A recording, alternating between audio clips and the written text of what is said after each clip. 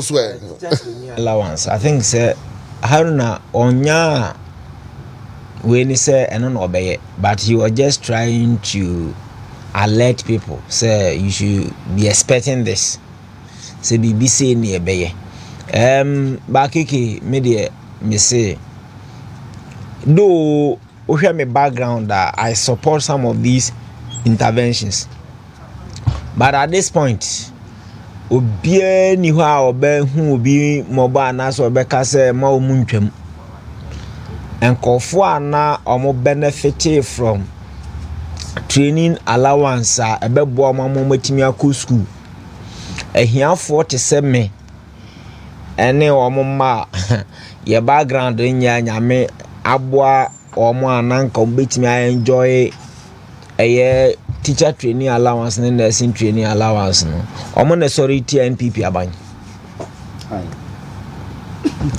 mabuna omo benya teacher training college allowance na ho mfaso awofo a omo ma bekosa school no akonya mfaso de atua omo fees ni omo feeding ni ade no omo na sorry tia NPP ubeko social media na nurse fu no omo na nam ho alawa no de matua so ye nto obi nsi timi ka alawa de ya agency ye betu atia mo no cry pa Mr. Honorable Haruna Idrisu ni obi abeka bia mo munti omuntwam say ya dia abeka bia mo obi abeka bia mo ya kan wantie da bi mo munti omuntwam Mr. omuntwam nursing training allowance Mr. mo munti omuntwam keke omuntwam o Ghana for ye niaye ye we fiade entem ma we nya de o se de ye politics ko bastardize NDC for omu ne twamu ene ye de bae ena mabunu na ntia ye de saa ne o ma ne bae ne awofo no a ye de saa de ne bae no omo se dokono boa ye de ne nchina mboa ye de ne aduane boa ye de ne enti ye ntwam ena omo tuti ayen ena bi nso ankoto aba ena aban foforo aba ena o say o give indication said the TBA obema mo enhanced loan student loan na mo de aye afoto mo bills ni ade problem na any say keke omuntwam se awa me say bia mo ne me nya adwene ba me say omuntwam bi omuntwam anenkofo be hunu emfaso a ne wo so because obu anipa bebra onhu ebra omutwa mu nu sankwara yi asese o mo be benefit no sa bra na bia na OJHS no primary school inti wanhu ye ka bibia na omuntie o mo se dokono boa ye dene aduane boa ye dene inti se no se we na abade ayesere hwe na Haruna wa ma public pressure ama no so anka se wontwam enra me call program wo Oyerepa TV na ye hono mo aye be close na sister ba ko ba se obi afre no se BC for na e be twere no wa ye ke the registration bill aba se awofo no bi entua 550 cedis for JHS one be twere registration enti no sister no kan o na omo kan bi mo omo awofo no na sister no se me makotua me bade ma ami kotua afede ma hunu se obi meka bi ma mo se wayek de registration fee aba for JHS for nkwara no 550 cedis enu ntine board ni nti omo nka bi ma obi ani ho beka bi ama mo ye tua ma mo for 7 solid years NPP na kwara bia BC ni e fa ho ka e ma ye ko register because ye nim say hiafo wom omo ho kire wo mu Sunday ayibra beka ho remedials yes BC remedials one pass ya me amwa ye remedials se na be ya better grace na to me secondary school wow kra na ebia wa drop out utimi ko wa ko register esabam saga na o free voter region no sa BC you know remedials and all the way or the bas ni nyina mani anso anyom fe ni nyina mani anso ena mo se aduane bo ayede ne omani mu ayede ne ena yato abana ndi isi aba ena waye kede registration aba 550 minim say headmasters nso bi di bi betoto so a wo be wie na bia on number 700 series fe ma wo keke mesre ma ba hwe na ma antena ha anka se wo munyai mo ntua o serious o he sometimes I say your man comfort ase no mo hunu say say ne na aban na ne wo ho no na oboa enye ne ekoko obi ntoko ama no me bana sa asem ne ba dwa me nka bi because you two omfo antie teacher training allowance no but you see the ya ne say what kind stratification literature it tells you say in every society members of the society no we don't make equal contribution. Now some of the positions no making more contribution and some positions require certain individuals that will be committed for their training and society no must provide differential reward systems to motivate people to go into that area. Enti Ghana hanyo obi a na peso be teacher ni o. Enye obi a. Enti obi o hono ma obekọ traditional university. Akoye education be wi a onfa nkyira de. Ba uko teacher training college se sie ya uwi a ye be postiu uyi upewu mpewu ube kyira de. The omoye wo ho ye basic education degree in basic education. Ntu pewu omo no omo wie kro mu ntimi do omo ye degree. Be we are ntimi nkyira de we so. Because certificate in this no ye twere basic education. Ntu wonu we are you are limited. Until you need to have differential reward system bia e betimi motivating call for am makọ. Unim de entia medical doctors omne other health professionals no omuwie ya na ye posti wo no because their training no it taking longer than other professions. Okay. And the society no must have different reward system that will give them ego expansion. And unti oko medical school 6 years. No I housemanship 2 years. Okamboma 8 years.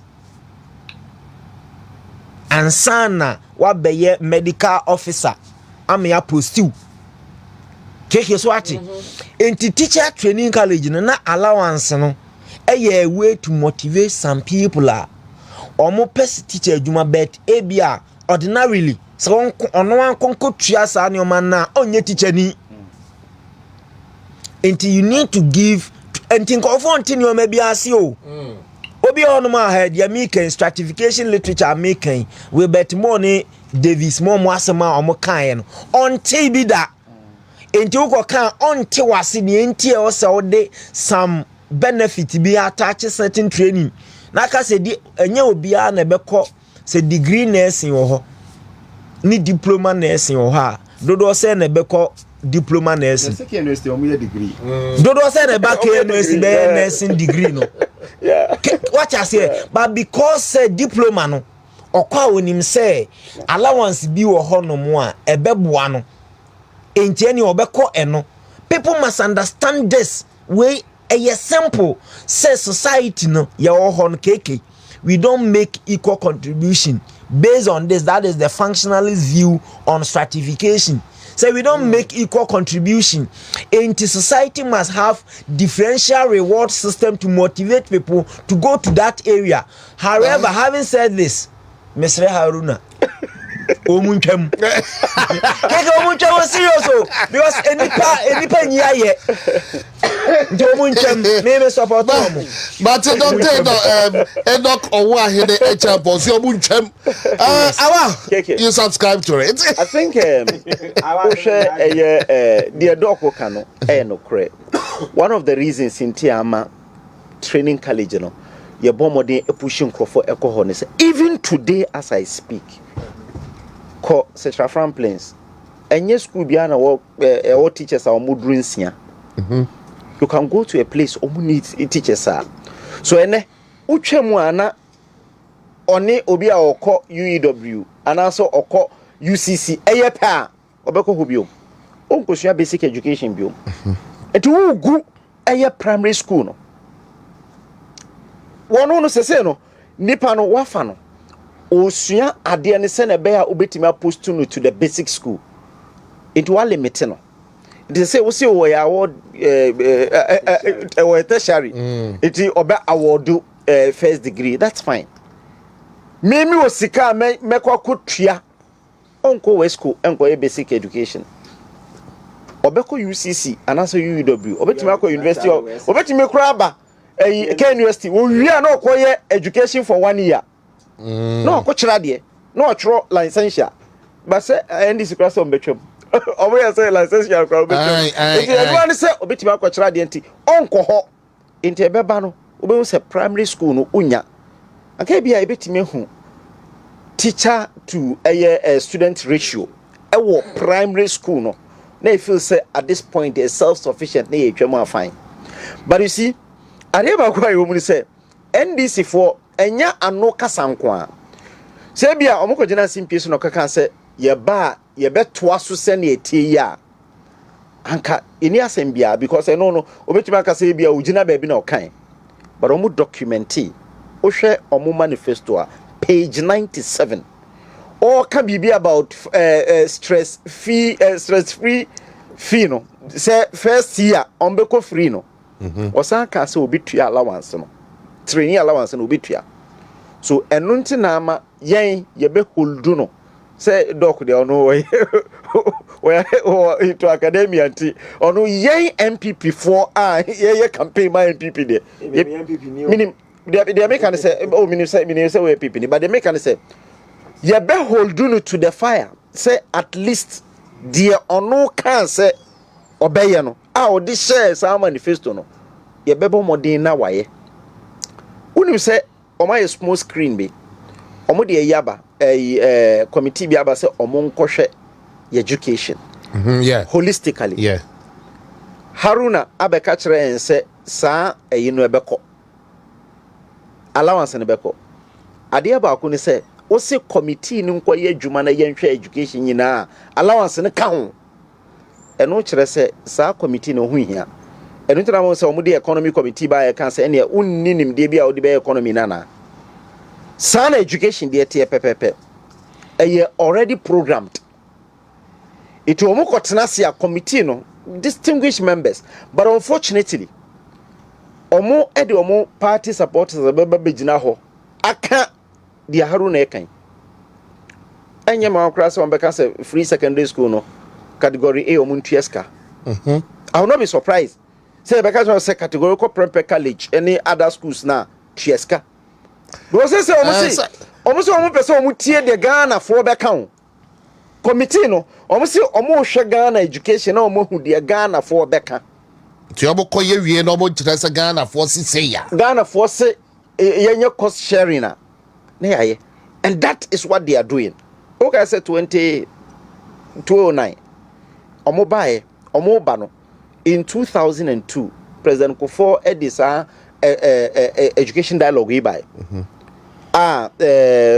we first vice chancellor for Anna Momensa ebe year report on Ghana education say primary school be up to 11 years secondary school 4 years start year kama omo ye campaign say omo ba ombe reverse no and indeed enyo edi committee bi by committee na adwuma wie e no reverse it 3 years sa pepe free education account on betwem no I am not being a prophet of doom but I am telling you that on be netroka on be kasa Ghana for dudu an say nyini say ntanya me wanwa we ni de twem de I have no doubt do ko ampa omo chekra na on betwem because omo na twem the last time so omo reset Ghana a part of the reset na omo yo omo reset to 2016 until you reset to 2016 there allowance ni menu nyina no betwem to we Ghana for yesremo omo ba ya omo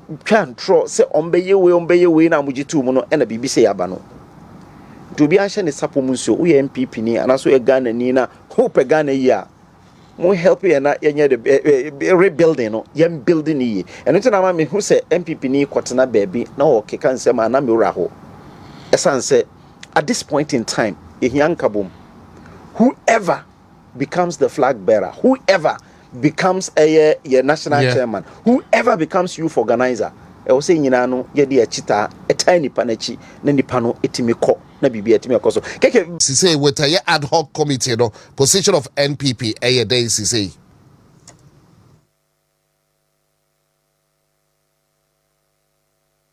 Number one, and it's also a house of constitutionality.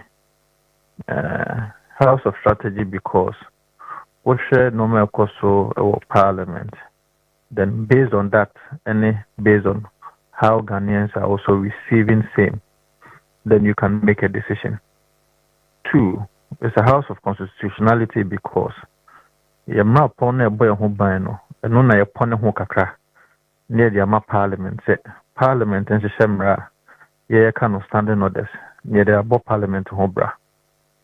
Now, the combined effects of these two laws, the Constitution and the standing orders, and the creative BBFN Committee of Privileges and Immunities, and as a Privileges and Immunity Committee. And Yamra no said no, assistant on such a way say, Speaker of Parliament or no, and a Chairman of Committee on Selection. But it doesn't mean say or no and a better will be a member of a committee. I repeat that.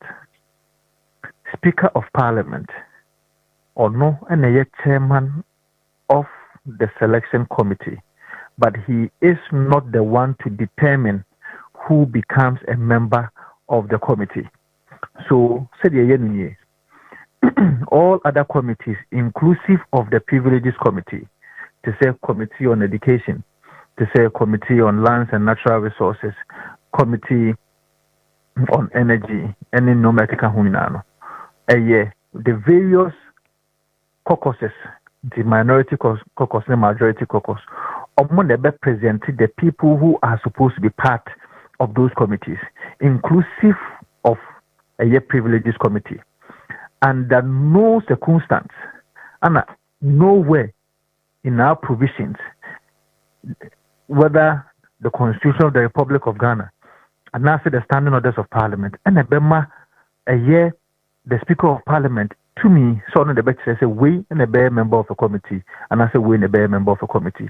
Mind you, in the Speaker's ruling, he made mention of the fact that the special committee is supposed to be in place of the Privileges Committee because the Privileges Committee and the Immunities Committee, is not in existence as we speak.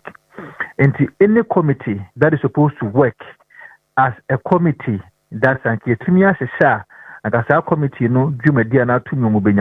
it is supposed to follow the same format. And the minority caucus, the argument in say, members of the special committee, based on the ratio that has been established, the 183 and 188 ratio, or Parliament. And so it happened with the appointment committee. The appointment committee, it is based on the ratio 183 and 88. Based on this ratio, then we can make recommendations as to which people are supposed to go to that committee. Again, it is also not within the right of the Speaker of Parliament to decide who becomes a chairman of a committee, unless, of course, it has been clearly stated in the Constitution. So, for example, appointment committee, it has been stated by the standing orders of Parliament that it is the first Deputy Speaker of Parliament who becomes the chairman of the committee. That is so clear. That one does not fall within the ambit of either the minority caucus, neither does it fall within the ambit of the majority caucus. It is a statutory provision that will have to be followed. It cannot be varied by either the minority caucus, the majority caucus, or the Speaker of Parliament. The Committee on Privileges and Immunities is not the same as an appointment committee, where there is a statutory provision that determines who becomes the chairman. So the Committee on Privileges and Immunities, I can't illustrate to say there should be a chairman. There should be a chairman and other members. It does not show. Say we and a bit me chairman and I say we and a bit me stay home. And clearly you could see say the Speaker of Parliament usurped the powers of the standing orders and say, oh, my appointee way say we name chairman of the committee. My appointee way name member of the committee. That does not lie in the hands of the Speaker of Parliament to do. And we cannot be part of that committee setting. We cannot play any role with that committee because ab initio, the formation of the committee is not based and it is not solid and rooted in law, and so we cannot be part of it. And Nuntinama minority, you take that decision. But as we said, if the Speaker of Parliament will yield to members of the minority, so we can make our own appointment onto the committee, as is in the case of all the other committees, over 40 committees in all parliaments in Nano. It is the caucuses, minority or majority, and they provided the list of members of the committee. It does not lie in the ambit of the Speaker of Parliament to do so.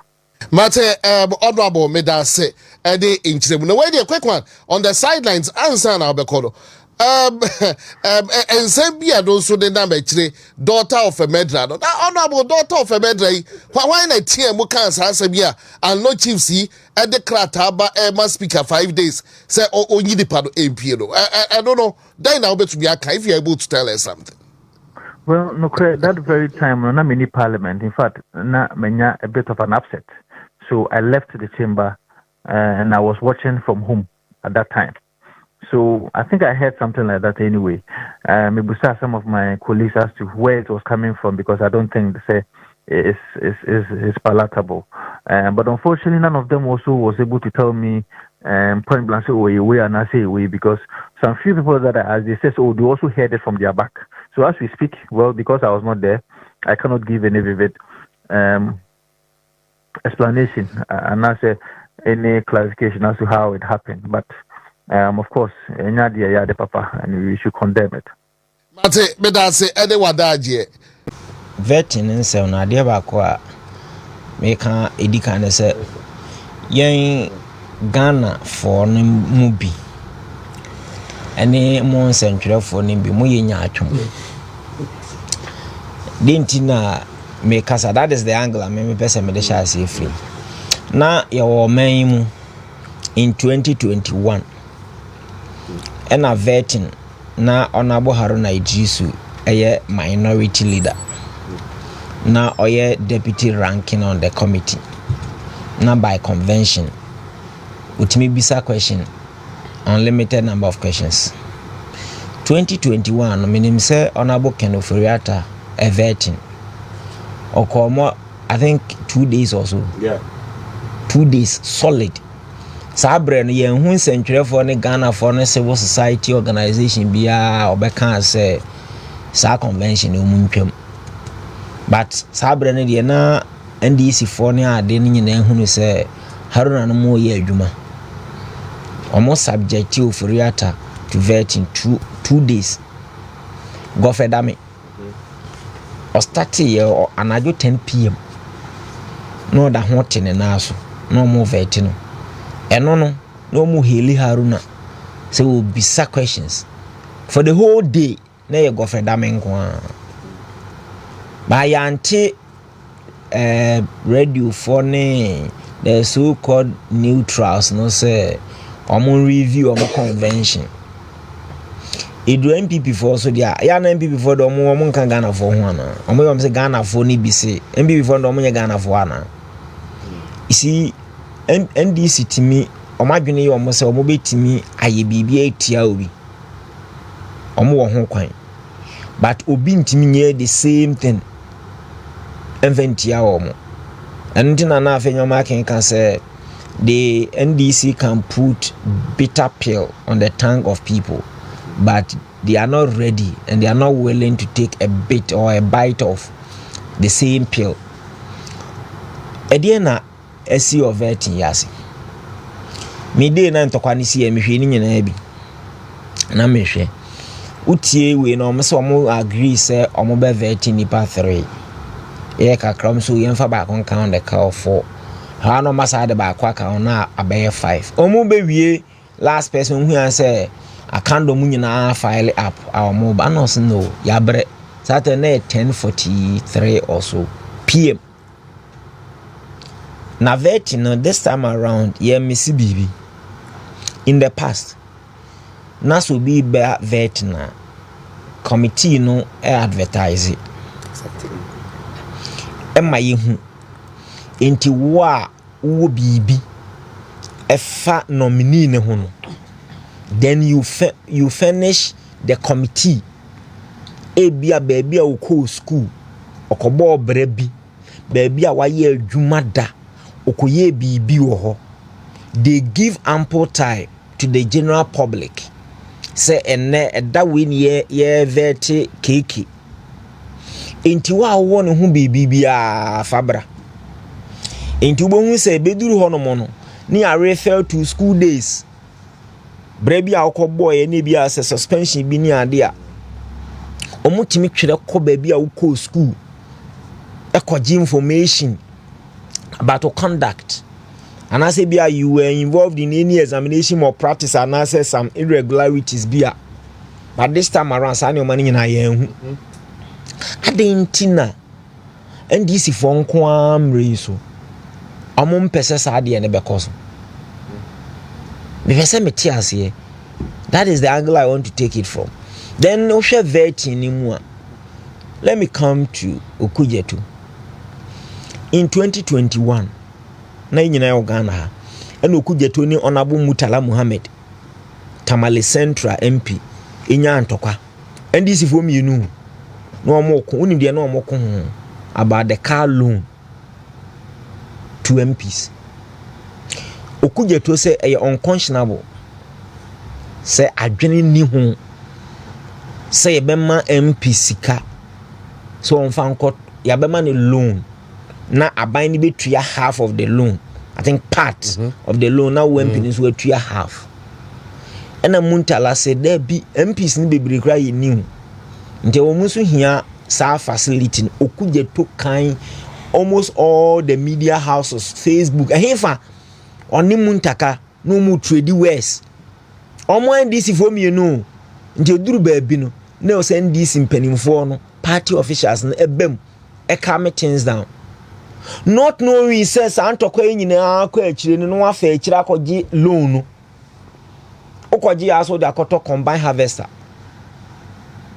so di koyekua our constituency. That is misappropriation of funds. Ose ni omo ya no mo aban adwuma mu aye de omo ko gina court nyese sometimes kan ko mbotomu ne ye betwere se fasika no koye ne so amfa nkoya o chase e misappropriation enti yesi gis loan na fa koto car na be use fabra parliament be your parliament adwuma o gisika na so de akoto combine harvester aveni yesi fa ho nkrata abra akodane asem. Because under no circumstance now, clerk of parliament ebe release check amount. Say jisikana yesefa koto car no de koto combine harvester no mo de be mount. Nti fa hon krata abra. And this for mu ni ya kum. Ye okrom omanyimu ena Okujetu a chastise abastardizing kofo ma bo wo mo bra aye adwuma ansa no mura politics mu. Obi koto ne car okoto ni fie. They are looting the state capture. Onse ni subanti oti airport hills. But a hono airport hills no a building no occupy. But also a tenant. According to omo e wo hono ni de omunim no say so be hire. It costs around $15,000 a month. What na ho for 8 years. Inti adwuma ben na wo ye. we school so now ye photocopy printing press attendant unya adwuma bi adaw na 2008 NDC win ya me tie ni interview bi in the past or say time President Mills friend no na onim so omo friend say omra emerge scholarship enko abrochiri no nkosua de enti ye friend say president so hia no wo castle no okọ nyina anadwene ne say obenya scholarship e de akoye masters wa abrochiri because afi na no awie university no onye adwuma da okoye say e man deputy minister of information or say it took him about 30 minutes no ntimi nkasa because na asem na boni pusa onye adwuma da obi a wonya adwuma da all of a sudden utimi ko high than $15,000 enye cedis o 15,000 Ghana cedis o there be o $15,000 every month for 8 years yet mpanimfo o mabo o mo bra osori anu odi o matem so mo ya kronfo unim de ntia wontimi oni apenkasa efie ne ye ne dia no ode ne yiridi na sa atoso sese no because onim se nkofo beka nteni o ha adan isi afenyoma can say bisa an question bi about company bi a wa set it up no so ma register no nansen ya na o mo register ye no what has here o mo register ye no obisa ne say nipa dodo say no mo ana o sole proprietor no so woni nkofo bi that wasn't the intention of the way afenyoma can no person o mani hunu say Bibio, sometimes when you information about people, you need to seek for their consent and send all the information about public. No, so money who or more partners. No, I feel they say I need to seek the permission. And I think your market say, I know him say, also seek permission about people and send out more information. Acquire bonting. That was the import of Afenyo marking ni a honosa partner. But when tieni na tiasie motimi adi mpanimfo atemu okrom hasan omaim then Sam George we say ubetimi provide 700 over 700 scandals. They provide evidence and I say any start listing now say explanation also say if you have to go and come the following day no problem na chama say there be money time in any side afa listing 700 scandals na e wo aban na etwa mu no ebra eno so akodane asem you see a year futuo political actors whether you are in government or you are in opposition they also bisa ho say nominees no so far no man nominating nipa 42 eye de no kujeto any Sam George nko an omo de na asemba ho sa because o man no kasa any omo ne yoye nyoma bi o maye in the past on say Sam George ebusa no say waware an industrious woman de ne yere na hwe no because you see wedding nkofo atemu okrom ha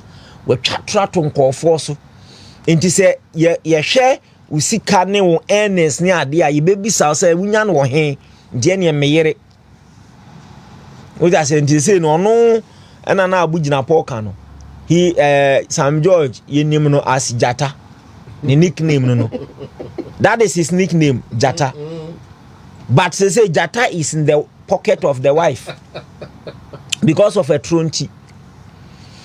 The American say political actors should be very careful and mindful of what they say, whether in government or in opposition. Because they are can in there after unia hono china they be use to it yaw. And I'm some of my Kenkye. I feel Wuntumi enye man enough and defend and your more no one post or say one na tokra. I feel or the koshe ne and that's what they come be saying nyane dia. Because on my creative impression say we are Ghana ni kwa say obobra because obobra any na politics na mo ayi wonso nya adwuma da ena na afenyo ma ken ka say ono ni fia otim sesi a wa belempe hono no osiye watena efie ni more than 20 years e ho na otena ware no nya meye MPO ne ba ne first born e wo 20 years ɔware almost 22 years ni saa fie na mu na no afenyo marking wote but the nei enkwara na aba no kohu se wote saa fie ni mu a ombeka se politics na amana to saa fie but this is a house in Abilimpi oto ya na se osie more than 20 years ni way before obeye MP enti ono no he is proud to say it but mo nkwara na munya adwuma da no mu betimi adi mpanimfo mabo bra na tema na de ye me ya committee ne de na suspension na e ba for MPs no you see the enra na make enra suspension okay say ya suspended some 4 MPs senior Kenkye me kind of credit natural.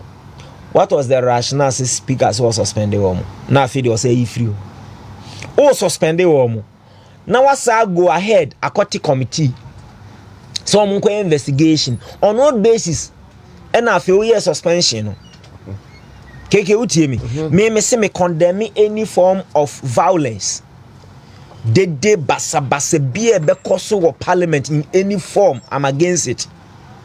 However, speaker and an adwum no na speaker ebra John Jinapo eko butu Joe Wise akonwa ebra no say uye speaker now ye MP a utimi act we anu abeto aba about levy John Jinapo ko bu na akonwa speaker akonwa tam to twene abamba be bai wo ye den ebra ono abamba bi na kasa ye to no so abawie entokwa esi parliament in the past nyina de no ye fa ho wanye over the years nansen ya ye beto aba NDC for okaka so we declare some seat vacant MNDC for ka say ni omo na be majority ana Sam George mo march e wo parliament omo illegal omo ko occupy majority seat no e de no ye fa ho even when Supreme Court e rule ye ono as speaker organize a press conference e ko ka say ono de he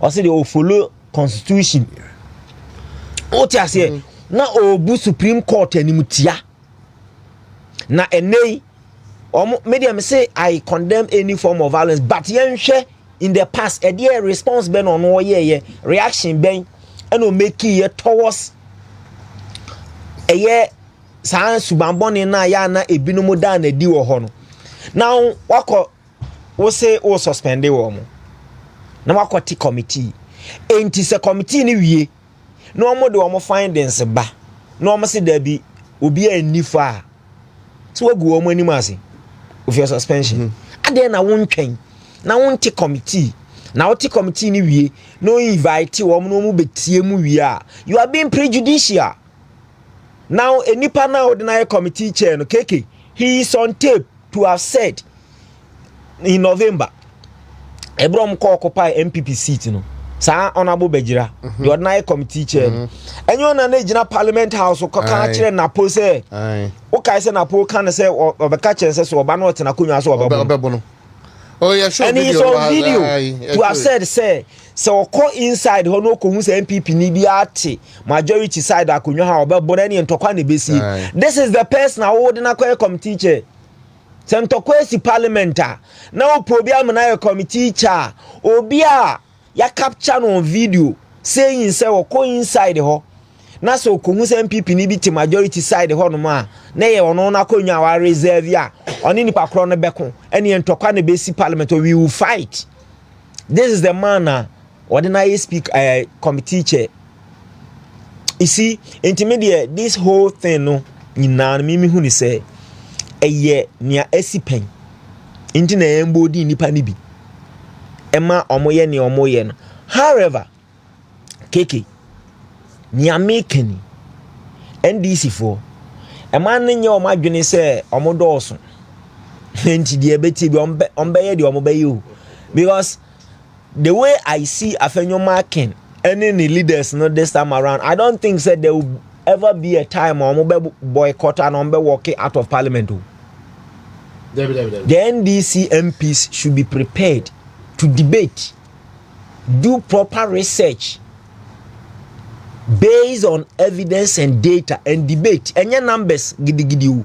And I can tell you, in the NTR NDC for no ahiafo ne nkofo ne bi no mo mpese on be subject Sam George no kugye to into vote secret voting no I can tell you say kom beto aba ne be wie no na these MPs ni be brato atia wo I know na yeah unim de atia because in 2021 okugye to gina ne na so DNDC MPs ni bi atem so mo kwaje car loan na unconscionable enti omu suro ena obi wo ho no ohunu ho se ono kwa qualified than you ene e de amount enti sa abeduro ne e to aba meto atia ebia ne e de amame enti na omu suro no na kabeji wo mo nsem ukai ebro mo approve how akumsen kwadwo opon kroma KT Hammond sticker ukai wo mo de nyina na secret voting na NDC for no nim say ne etie bia because I'm saying na MPP ni ba ko yare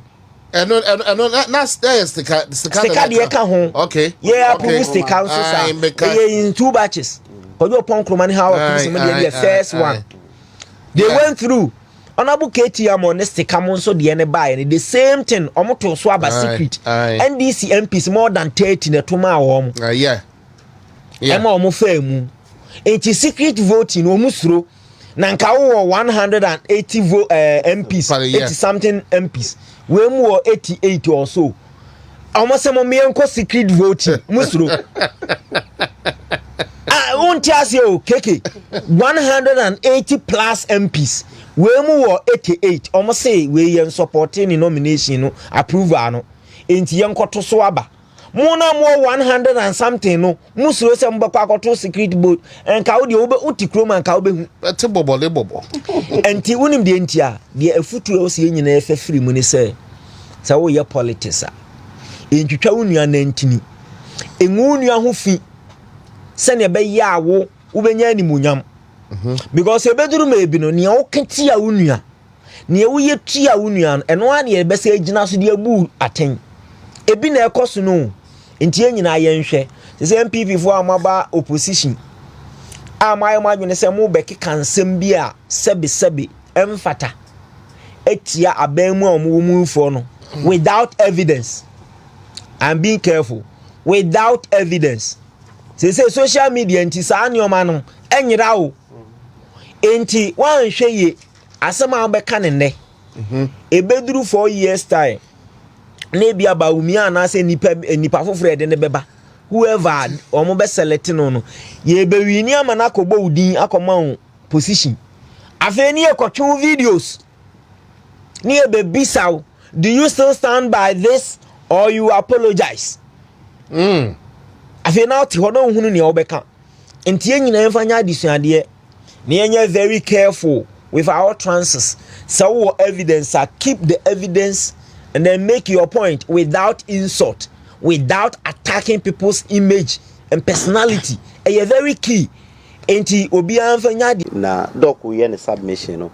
Obi send me message from Asante Mampo. E ka kire me say we say one of the reasons ama sisi ano send me your communications no. Ono de sometimes say any ya say ye quote no man ye quote in dollars. We say anka yenye obisa de doc can say $15,000. Yenfanko Ghana cedi. Na yenhu say 15 cedis times a year $15,000. Na yenhu say saying na utua. Me ye bosumi bi utua 220,000. Yeah, me 2.25 billion. Oh, okay. Sana utua e won dan na was warranty for the last 8 years 2.25 billion. Bosumi ba akobia no. To the kwa afia na odiko emfie enwotwe a I dey me kwa dey 2.3 it's okay be 15 say 15 okay 15 no dey grand year for 15 so almost say a 15 almost say dollar no a 15 it 15 no oya busumi ba ko bia otua 2.2 billion say na kra dollar na ba from kakra mpodi o say afi 27 billion eno se se mpaba Sana utia emfie enwotwe na oye senator kan no se oye politics a ma onukre endi wanim at least If you watch it, say 21 trillion. 21 trillion. Oh, pay. Trillion. Sana Trillion. trillion. Drat Yakup. No, so they are hard. Because Paula Dumochri, Ekofa Branty be betina na fie de so. Your friend no Adenta Kumi. Oh, identical. I Yeah. can say a dining and a dining worth $3 million. Yeah. Okuje 20 men see woman. This is before We election. crowd can last year. Yes, before election. Yeah. And I can say Okuje to a black one. Damn rich to the extent that a diner or team ewa cry worth $3 million. Yes. Yeah. Onya saska no ewo hen. A diner is seen ni chrome. Was say a beach front. Abrante ne kan. Yeah, make And then answer Paula do much Rebecca say unim se fie ne ya ne dia. Up to now we see obi a. I expect that say anka Rebecca say we see nipa no. Na ye hu say edan no enya ne dia. So say nipa yi say ka say waye minister e Ghana ha and oye foreign affairs minister. One of the most important ministries in this country. Onama oye even ranking member no kana okuta diplomatic passport. Because of committee. Yes, committee now also no. Now for 8 years no kuta diplomatic passport. Ede na woye. You see into money laundering.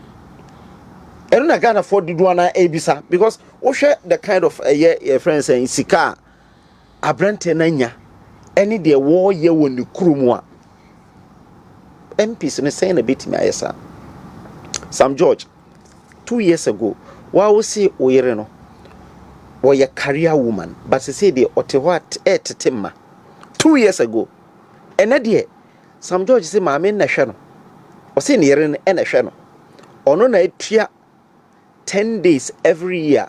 Our Cotton London, a cushion 10 days, a current hotel ABBA, Obana 2 years ago, or Cotton delay program. I can say Obani Yajumabia or Tifia or Titin Mano. So Obano within 2 years why yesikania otimi bibi samano. So but enyemi wan wan say osha in 2019 tama S Gracia SMP mu ebaye no. Okay, so President Mahama can send here na hwe no. Yeah. There is a publication there. Yeah. E dey na NDC for wa 10 bia no na se nipa no ye kye no na ehu se ase nisika no buru no so na okasa oba ne na ehwe no. One thing I mean say special prosecutor the mandate in a can say private people called TV show. So we a private person na usika wanya no na say yentiasia otimi be hwehwemu. What is he waiting for? I think so be the okuje to ablakwa de no eko special prosecutor. We are waiting to listen to the special prosecutor beka. So we invite na say we invite na yatesa asem no. Vetting, I think say a year idea NDC for a trial so omo person omo frustrating.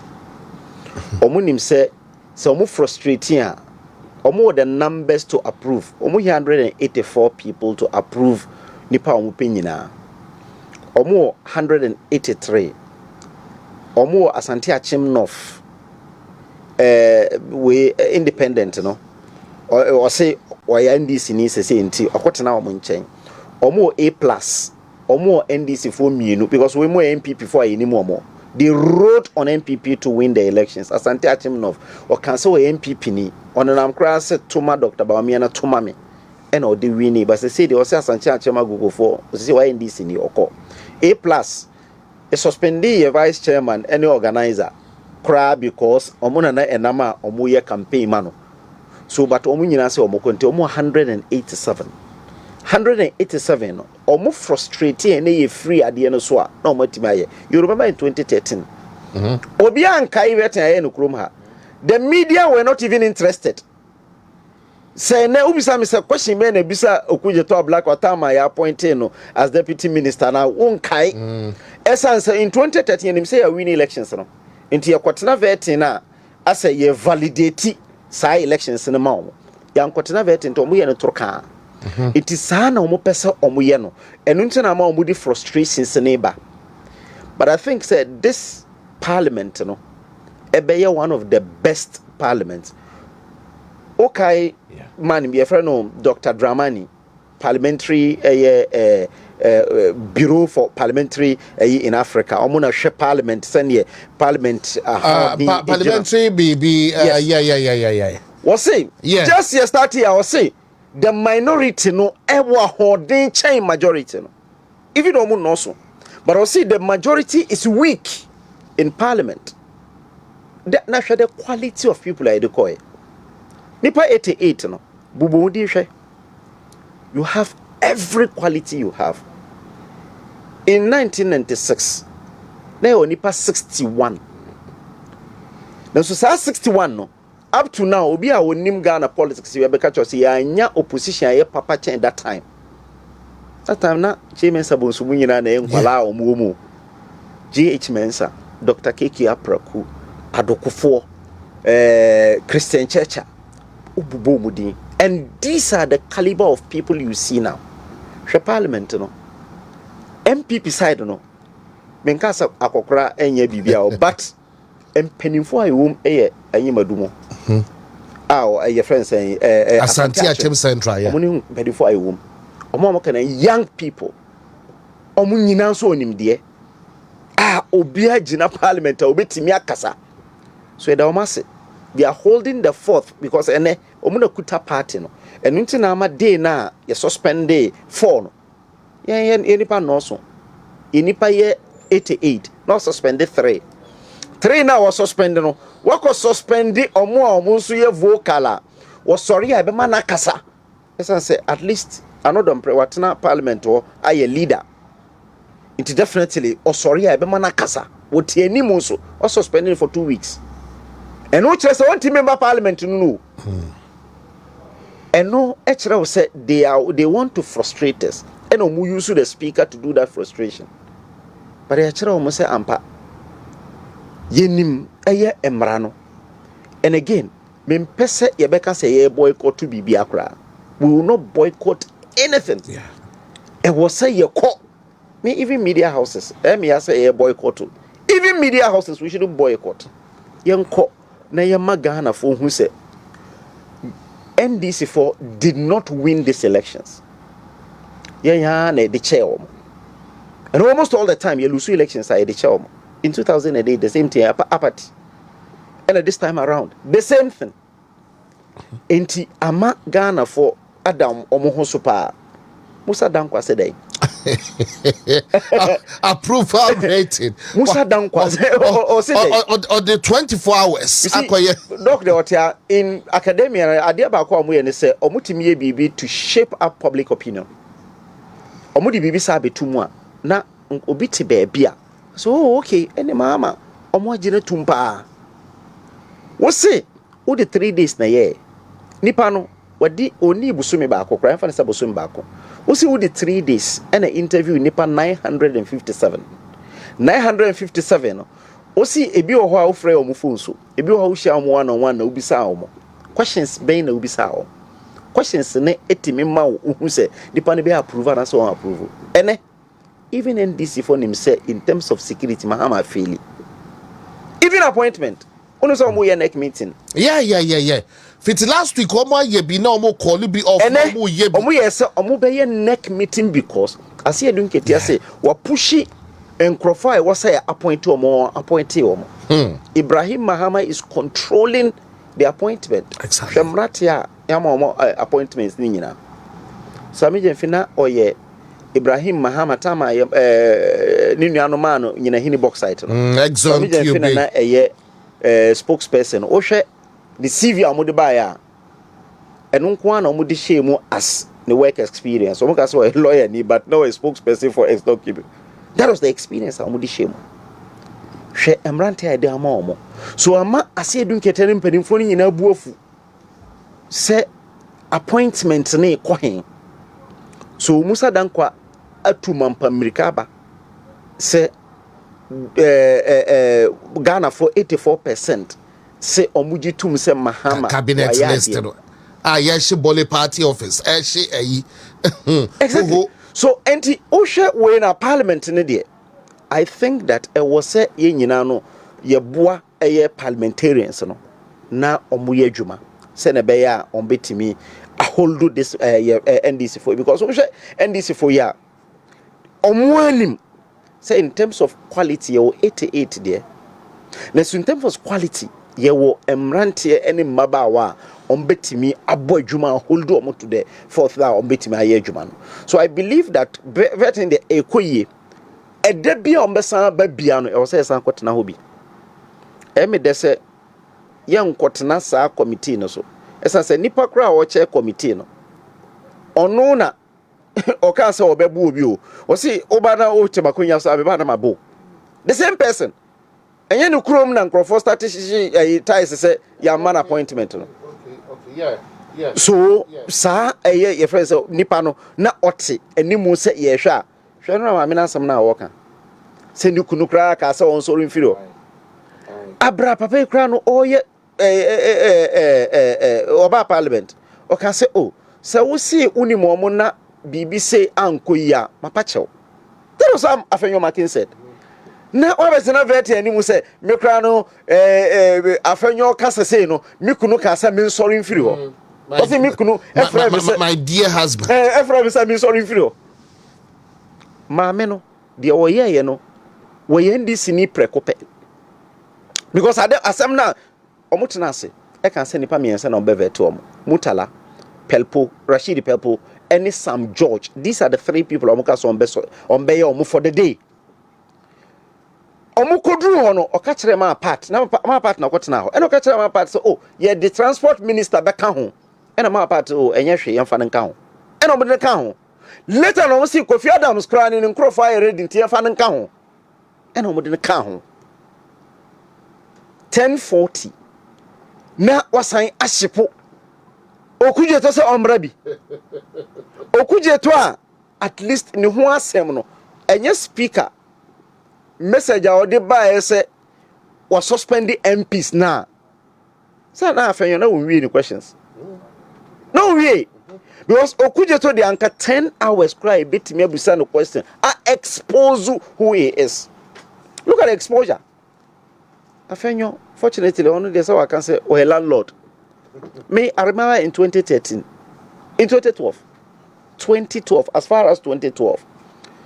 Afenyo that time na me a journalist na me adwuma o GNA Afenyo peke me ewo asinfosu e de me ko Winneba in the can ye nam kwan no so na onye MP that time that was in 2011 na onye MP obedru ye bedru nyamonansa e na ohu cars bi ala na say me kai e den wa e na otani 5 cars aye cars atenti a omalodu koko ena obisa no so car ba ko na say na omagina no say de mu de mu ndi kan na onye na mechanic ne anya adwuma man 5 ena ka cham say he's into college Okay.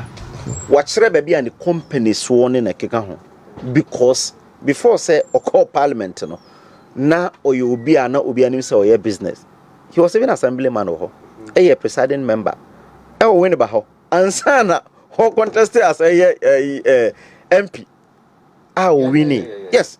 So NDC for epese ye boycott. Omunim say ye boycott o betima ye ntroka. On said dey no ye sorry ya within 1 hour omo approve nipa maku 5. Ahafuni no kra de obi am beta na chi o. Omo frɛ no phone so wo akra na bra na enye we. Na ye se omo innovate nko. Felix Erezi issue bi. Felix Kwacho Fosu because ono so be ko 6 hours Felix couldn't have really gone through like that but wako o my na wi what is the issue be say on person o merge Ghana News Agency with your friends Information Service Department ade cha no pa na me hu say Telegraphic a report yeah and I say oh yeah omo epese omo turning into GNA into a propaganda tool. But unfortunately, we didn't get time to ask him these questions. Obi ho obeka say bia everything moye kra na munoso. But ho na unveiling normal bebre. Ema tama fifi kwete. E kan say president Kofo Wia Ghana gold nyina. Okotena vetting o kan say intro. O kan say ya bu obi a friend Abu Muhammad a wo ye cripple. E wo chebi. Eno so vetting ho and o kan so enye no kre. Enunti ama ahantina to the extent that Ghana for nyina nim say we intro hene. It's very important. vetting it I was say echo again. Me cry sometimes I feel your party for no grant be one bofu. So we better now also will say Crawford also illogize no. Cause we say. Yes, you can say that because relationships exist before that. But at least you ask the relevant questions are me abwa because campaign I started no 2028 campaign no and no and yashasi. I'm you are shemu se sa MP sa ye we ene. Omo betimi abwa yen a hold the fourth no na yetimi a win 2028 elections without any qualms. That I have really trust in them on betimi. I led by Afenyo Markins ne empenin for akani nyina. Esan say the omashasi ekura no actually say ampa obetimi a hold the fort in 4 years. Issue that's a main kikani nyina emum and some ho training allowances and no eka ho sound so and now SIC MD so I was say tested the law. Okay, so yeah, man, 4 years for air condemn. Yeah, but I think that the only condemnation I mean about Sama Meno and they say Obi hunu baby as or campaign boa party. Yeah. But party the no cut now. Okay, so but apart from that, law no edugita makulu na they call Supreme Court. Oh, okay. I say Obi a public servant. Na or CEO as appointed na or public service. Na public service confirm na untimi yine di kopem se ne time obeso. Tama omulusu elections. Doc before say omulusu elections na. Omulusu elections in 2016. Yeah. And Odimirika ko Supreme Court. Sanka yamma sa interpretation na NDC for CEO sa ya appoint omo enka ho. Ruling number copy 2019 in 2018 were attempt so okoyi case na everywhere anye yi. Ruling the by say nipa na ya appointing na e say we CEO. No, go through all the process na otimi aya. Untimi hinadi.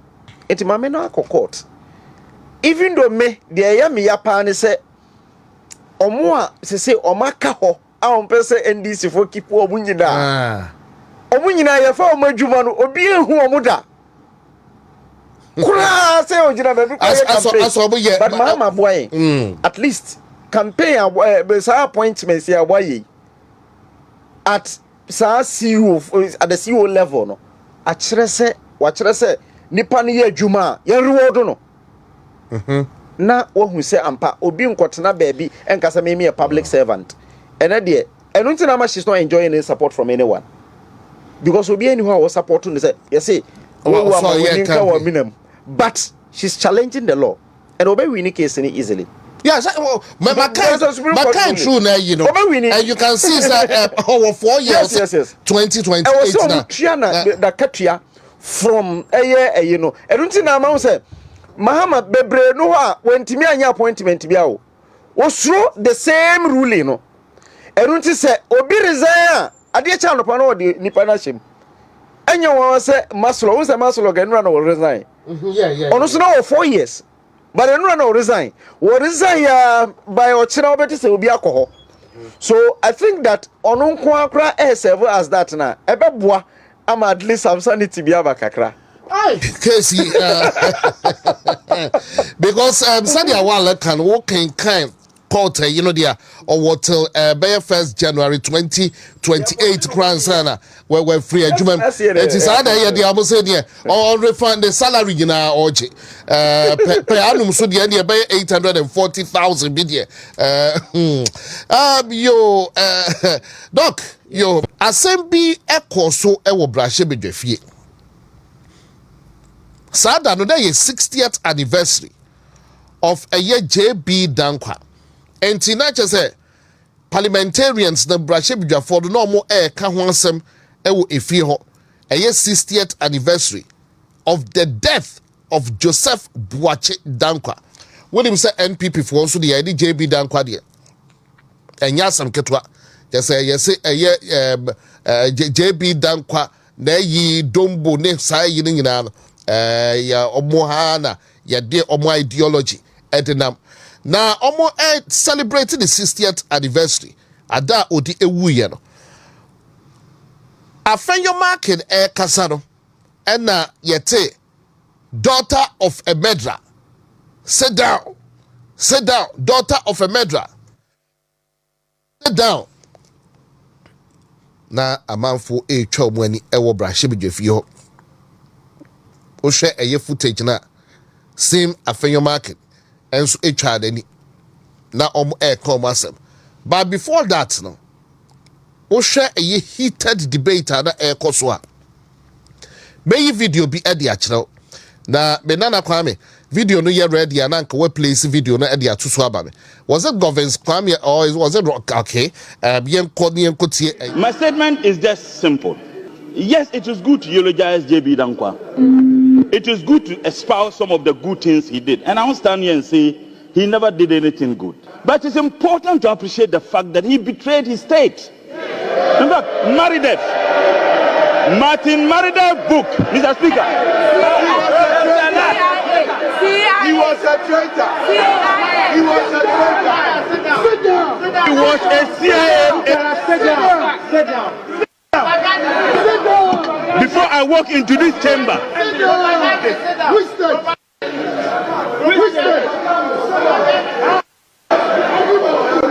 I am quoting Martin Meredith's book of the State of Africa. He described J.B. Dankwa as one of CIA agents who was paid to betray his country. These are not my words. These are not my words. Mr. Speaker, I have a copy. Of that book in my office. No way. Are you also a Russian? He played no role in the building of a Kotomba Dam. Don't attribute something to him. And Mr. Speaker, he also said that J.B. Dankwa died a horrible death. And Abuja, as a matter of fact, the NLC constituted a committee to investigate the circumstance under which J.B. Dankwa died. Honorable member, conclude. He died in natural death. Honorable member, conclude. Speaker. Honorable member. To dead country. Member of Parliament. Honorable member. Who put Honorable member. the motion in it? Biyi ye edechrewi sada no na discussion say na ekoso ho be say a 60th anniversary of the death of JB Dankwa enti no mu debate e wo brahye bedwafie NPP nso de JB Dankwa de emfa no ni agro crowd but who said ye na Ibrahim Mutala Muhammad describe a JB Dankwa and some are no kafa no oye traitor no kokan book bi a chese yeso ye CIA agent sansam no mo amoye history students matiti bi say oye CIA na blah blah blah e chodo de use words so pebia de describe yen ye JB Dankwa it's now very heated now fenyo mark and chance yes so kasa no and yeti so be a term daughter of a medra sit down daughter of a medra sit down. Say why any daughter of a medra are on sitting down you and I were not there. Na Sadiano a man for Eddie Aquaco shake way, Omadi Shaway, nobody Aquaco shaway. The Paba Quamata said, Dear Shadow Aye, a Bujinapo. And I formed the share as a for AJ, I know Aye Bosumefre home MP currently. Samuel Abujinapo. And so a member of the NPP or no a MP wo a year Tiffy Mantem honum. Now a year Abujina po 89 say yonwa as for Jesus say yonwa. Now me say on social media a man for dear na a dear temp a man for dear temp said the pakun cancer sabdo omuntwina so e wo brahye bedwafie ho NDC for a diobly leaders attempt said daintina omoamu obi aka sa asabdo Edietia Zaneto. Pantisu so be can say daughter of a medra. Zaneto sit down. Yediane say a daughter of a medra. Me no me who say be at that point in time na Zaneto ewo said na uniho. But asemi atem didie pa and then I'm social media where will be. Na a Zaneto and an nipa no refer to there. In fact, ABI will say it was not in good taste. But come to think of it, and then allo ahemfo framantem allo chiefs at the statement krata ten abba say omo ema speaker of parliament 5 days. Omo ema speaker of parliament 5 days.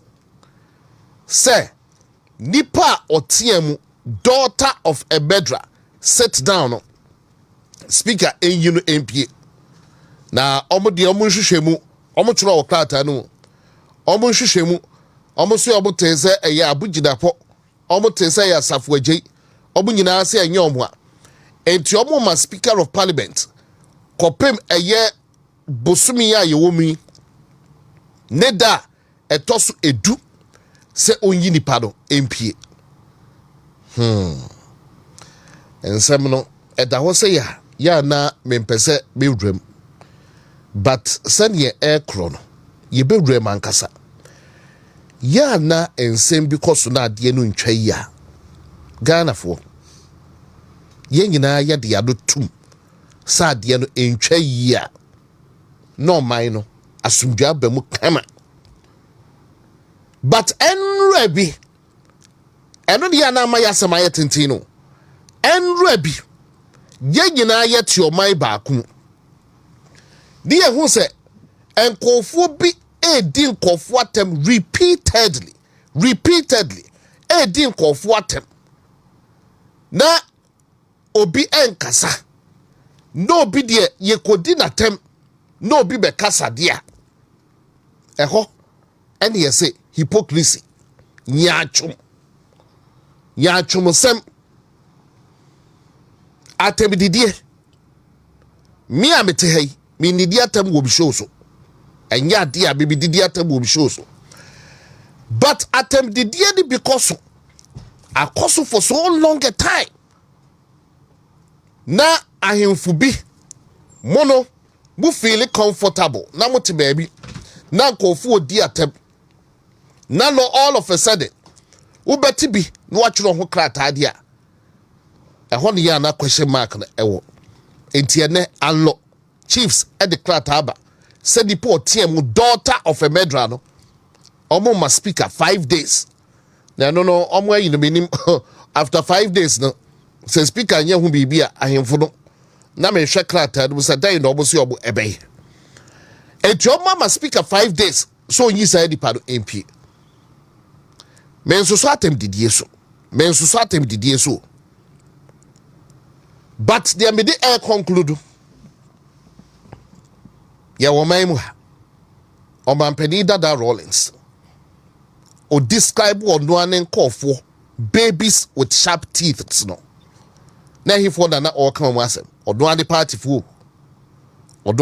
for men kase me justify atem didie no na me kra binim daughter of a medra no I don't know who that daughter of a medra is because no ka JB dan kwa ho asem and to be nipa no be referred to as a daughter of a medra but nkofo ese eyezaneto and obi tiemu editi ad say daughter of a medra I don't know but omampani Dada Rawlings na granted say eyezaneto of frankofo be babies with sharp teeth. There is a video but you are happy I'll say MPP for the open party did and the NDC for insults. Basically, my video no happen. I'll try and get that video. Insults there. Or see NDC for a yard de pa. Yawa ha yate ye better me the barking dog. I see a dunketia. A catch Robin Penny Dada Rawlings. So a dog. Obetable barking dog. I see a dunketia. A cancer. And the trauma and penny and when you're the baby crow Rawlings. Say, oh, your dog. Don't be temuno. Make a said, oh, yeah, they justify at him, did you, baby? You are my ha. Della. Or near the Della, or doing the La Kufi, or is it the La Kufi? Della Edem. Ed your man penny Dada Kufu atem.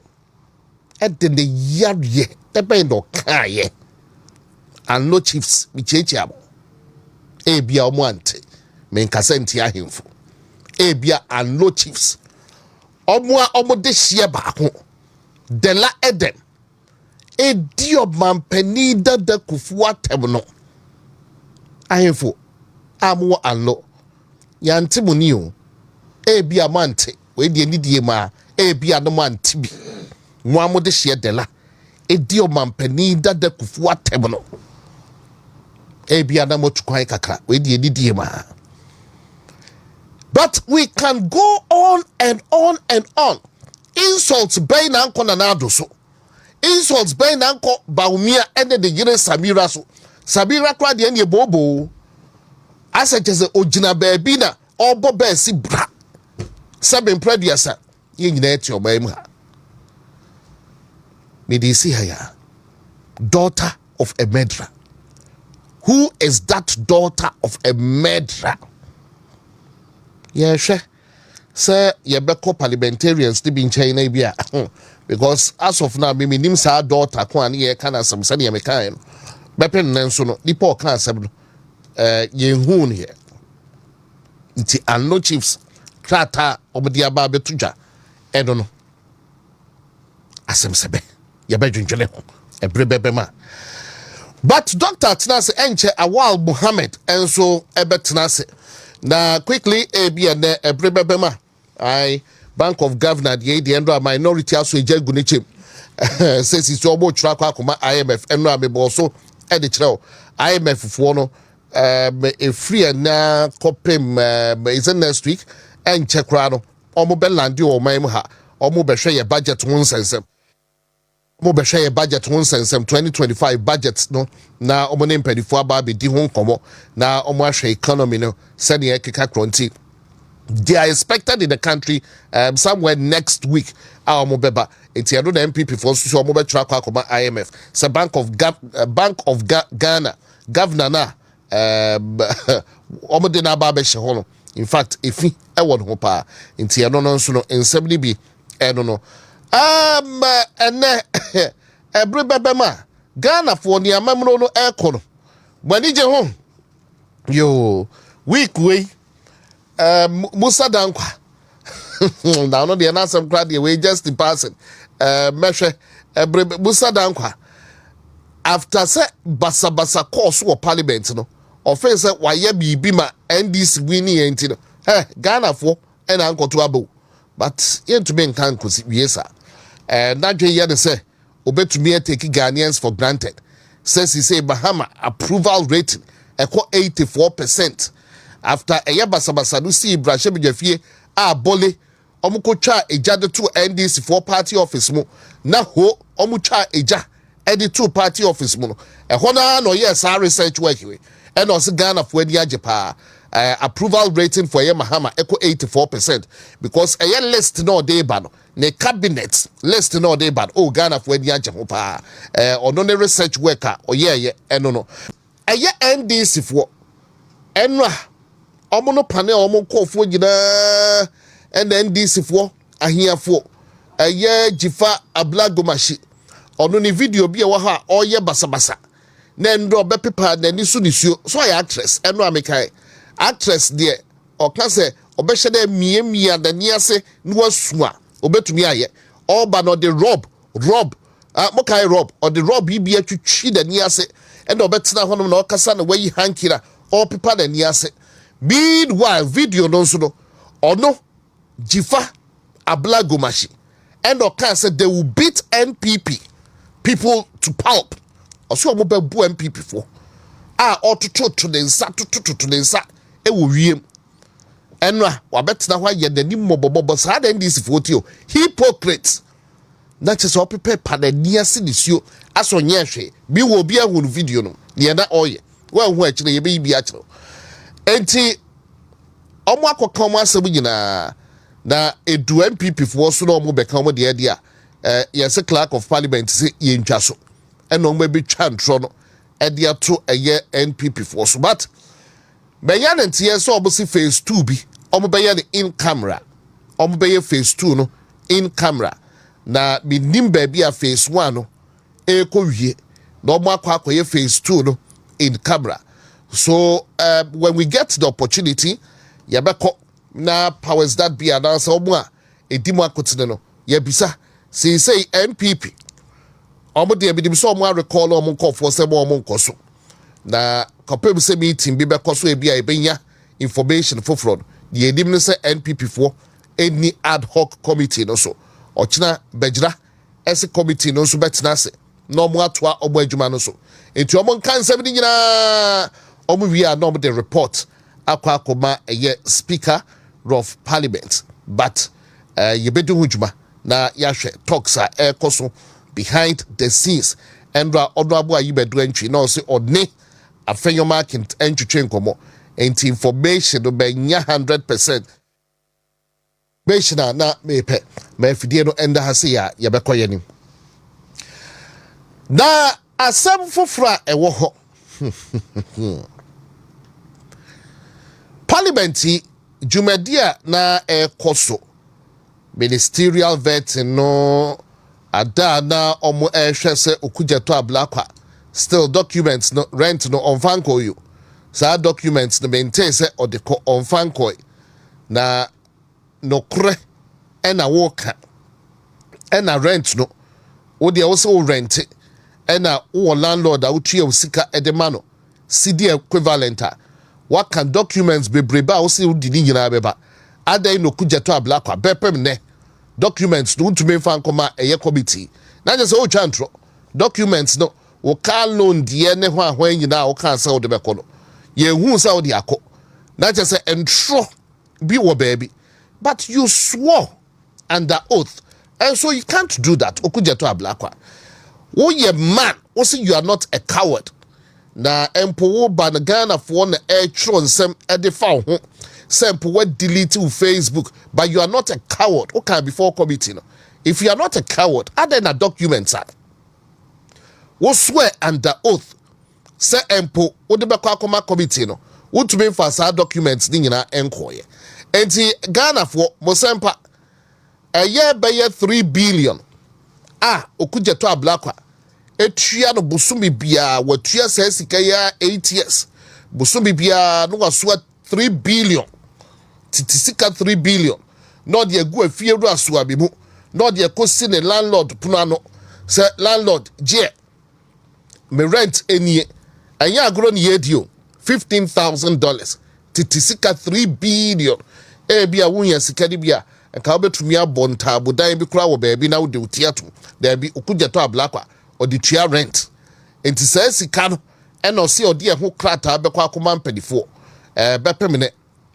yente se eko ena mpadifo so omo agina atum onkoye adwuma enti sise no de obeye adwuma no pa ade ba ko maybe because of time aso on hajj ne kitwe bi on hajj yeah campaign President Mahama nante ko baabia kan say yetri more than 50,000 krabeti me de obi akọ hajj 750,000 de doso your videos I kire say o kan asam ni nyina o see 50,000 krabeti me aye into omba ombete so okọ Thanksgiving ewo Central Mosque kan say oba ombete so na Alhaji Collins Dauda mokra ko eye Saudi akoye na omaba omoba no even though omo anye formal announcement because usually a press conference at the press conference no what kire normal obeto ye de obeye eni nyina no waka ansana what kire sika ye betua ene omo se omate so by 13,000 cedis anka ya sampa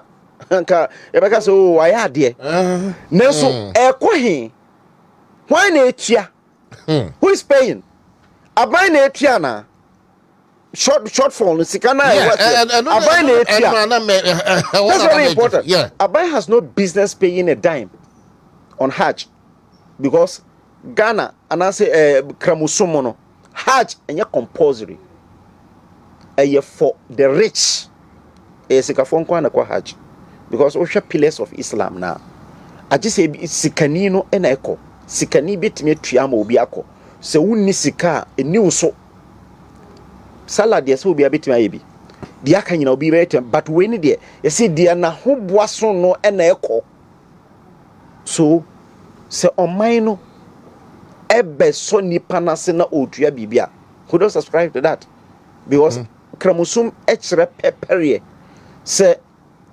obi na hobo aso ne se opese okọ haja the government will have to aid esan say wohwe the agreement na nipa 2 million na ekọ haja no in the time bia no the Saudi government any ɔman na eye that is why aban bam omum pene emma travel and tour emfa nipa nko eye state to state eye into omba no maka say am 4,000 people into 4,000 no na mo de 4,000 aba mo ba mo ni mo doctors baba mo di mo police for baba mo di mo bibia because obi ko nya malaria ho malaria eni ho enti omu hu ekwan mboti be afa so afa no enti we nyina eka ho enu nti na ama aban eye iti aban does not have any ayi to say odisika bi so obi asene amana ko hajj the aban ye ne say opege enu nti na ka so ma pege to 15 cedis per dollar 15 cedis per dollar no even business people yet me pege ma omo so enya de boni bia but short force na aka na yete so no why na etua ye say omo di details bebre again me hu say Shamima so I started propaganda bi say who $5.4 million kabia edaho NDC for kono in 2017 na mi wo Hajj village ho tama IC Kwe presented the documents a wo kire de yebeto NDC for eja eka $8.7 million out of 8.7 no say etua $3.2 million e o mo kanemu a 5 ne se mo amode mo betua Muna uja kane to 8.7 na muja to I spoke to Ben Abdallah Mandaenra and o ka kire me say no krese eka 5.4 ho but eka kadada na yia bia na yete so kakra because omuja nipa 200 na yentimi an left omo anko Saudi nti e baaye no Hajj board will have to inherit their liability nti almost sankrofo no edo mo koya ma mo clear omo nyina so eka na eda ho na Shamima kan ho semenra no eye eka NDC for jaya eye 8.7 million and ya tisu kakra ya tua be 3.2 million and aka 5.4 nti mo ba mo betua moka ya twen omo fa details in brain. I am telling you that they cannot bring in the details. Because they say not just a shorter, you know, right to information according details. Oh, sad details, no. I'm telling you, but they will never. What did that say? Yeah, announcement of Uncle Fonko Tiesika, Enko Hajj, na Facebook, so no be better. She's not even member of the Hajj committee. But Obetron because or a propagandist, Obetron on Facebook, so. And you don't delay, no one to be free. You better make sure say you be who be a sick free. They who say why na you triama why? Nipa no won sika yo. NDC over to you. Mateso aba 62,000 bebwa 62,000 adiano date na fee no crowd Wuntumi fambra entem because for a year Nigeria 76,000 this year Nigeria 76,000 Burkina Faso around the same figure almost all the because Hajj operations no enya hana spend this cano it is spent in Saudi. Omo spending in na baby anipa ne beda aduane obedi ni na keka ho enu nti na ma omo ko Hajj conference na omo discount ba nti wo se scan se obi chen obi a ebe ebia 10,000 be the last time Nigeria tua around 73,000 and it tua 75,000 Burkina Faso tua around 76,000 esa so wo hwa obo separation sine kitwa bi across Africa where dey what is 13,000 ye hu baby a udi free ba budget ben office of government machinery and chieftaincy ministry budget and all the ebi adomo ye sika bi wo be yo doc yeah sorry I don't know okay me sorry no na me chia abusuafo de me kan say mesre abusuafo na mo ma ekotwere BC ne se mo am nkotua mo registration mo obi antwen sa aban bi ba bi tua ma mo Mwana ma wo mama mo amonhwe muntuam registration na fe nso mesre minister for education say teacher training college allowance no any minister of health obeba no health training no omon kamom na nursing training allowance no so muntwam na fe nkofo hunu emfaso a na woso ne na NPP ma wo medase but